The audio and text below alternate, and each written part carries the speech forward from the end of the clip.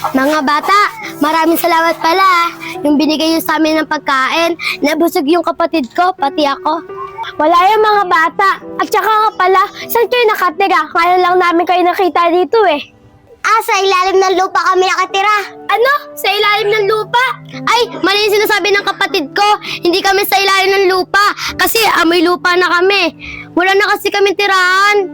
Kaya palaboy-laboy na lang kami at wala na kami magulang. Ganun ba? Gusto niyo sa amin na lang kayo tumira? Ay, talaga? Ang bait niyo naman. Doon na kami titira sa inyo. May matutulugan na kami maayos. Maraming salamat talaga. Ate, sigurado ka? Kung sa atin sila titira, baka magalit sa atin si Tiyo. Ako bahala doon. Sigurado ka, ate Ano, tara na para mapakilala na namin kayo kay Tiyo. Tara na.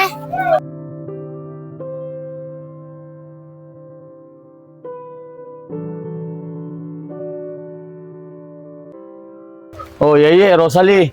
Pinag-usapan natin kagabi, lahat ng patakaran ko, magtatrabaho yan para sa pagkain nila, sa pagkain ko. Dito titira yan, ha? Ba tuloy naman ito? Pati pagkain na kung magtatrabaho. Mahal na pang sa anong gusto mong gawin ko dyan.